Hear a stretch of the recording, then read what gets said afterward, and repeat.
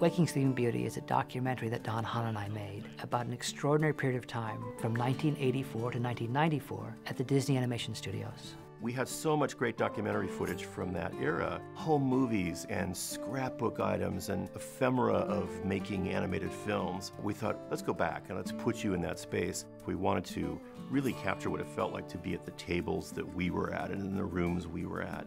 For me, it's kind of like a home movie. I mean, I remember all these events when they happened. This is the pass to all you folks out there.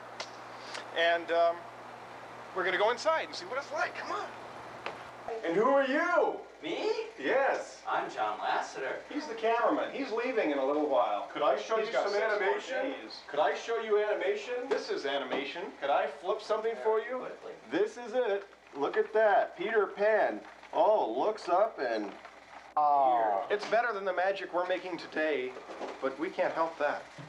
This is a story about lost boys who had nothing to lose and everything to gain, and it was one of the biggest comeback stories in the history of Hollywood. It tells the story of the rebirth of an art form. All the amazing highs and lows and laughter and tears behind that amazing string of successes, starting with The Little Mermaid and going all the way through The Lion King. It was like stepping into a time machine.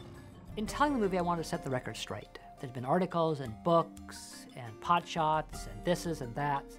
No one ever tried to tell the story in a manner that celebrated it and talked about its underbelly.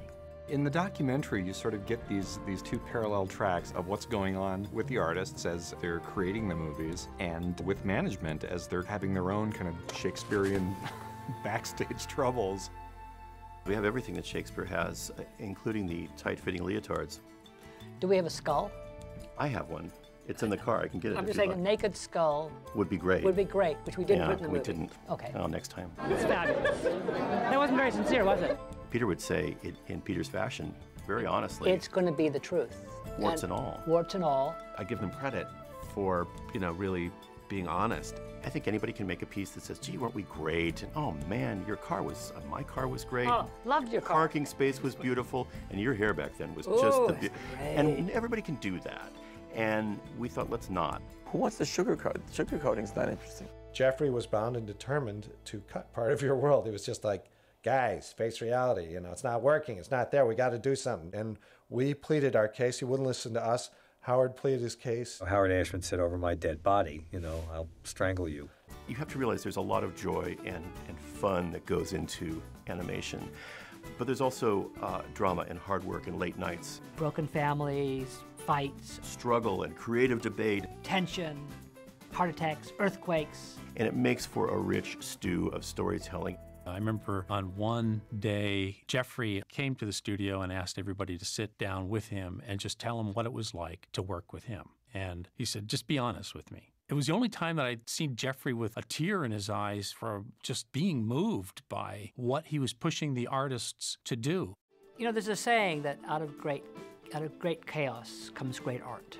Is it necessary to have this angst and this fighting and this drama in the studio to make it happen? Sadly, I think it is. In order to achieve excellence, I think people have to strive and people have to be ambitious. That balance of comfort and teamwork and mutual support, along with terror and infighting and screaming, is what makes great art. Ultimately, when all is said and done, we all loved making movies, and we all loved making these movies. On the movie, we call it a perfect storm, and I think in every way it was. It was all those circumstances together at that time that made those films happen. My goal, Don's goal, is to capture the process and the pain and the joy of what happened in this 10-year period of time.